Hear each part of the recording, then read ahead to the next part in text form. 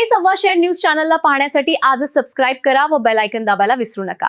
नवीन नवीन video पाहण्यासाठी आजच आमच्या चॅनलला फॉलो करा। तसेच दिनांक 30 एप्रिल 2026 ला पोलीस निरीक्षक किरण कुमार कबाडी, स्थानिक गुन्हे शाखा अहिल्यानगर यांच्या आदेशान्वये स्थानिक गुन्हे शाखेतील पथकाने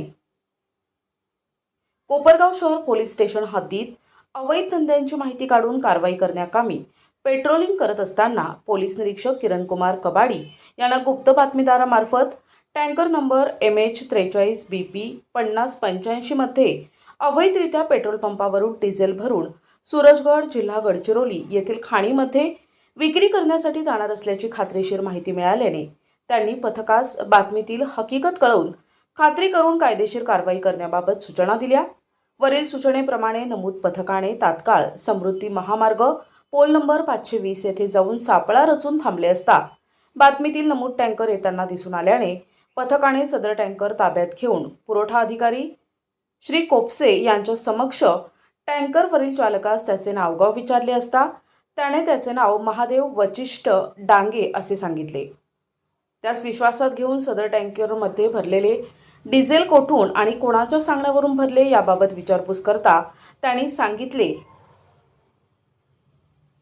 की प्रतीक साणप, प्रमोद हारणे आणि एक फरार आरोपी यांच्या सांगण्यावरून साई प्रसाद पेट्रोल पंप, स्टेट हायवे 44 वरील हिंदुस्तान पेट्रोल पंप आणि शहापूर खर्डी रोडवरील हिंदुस्तान पेट्रोल पंपावरून डिझेल भरून ते सूरजगड जिल्हा गडचिरोली येथे घेऊन जात असल्याबाबत कळविले।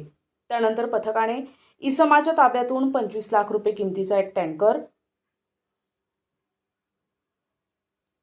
30,87,840 रुपये किमतीचे 34,000 लिटर डिझेल असा एकूण 55,87,840 रुपये किमतीचा मुद्देमाल ताब्यात घेतलाय।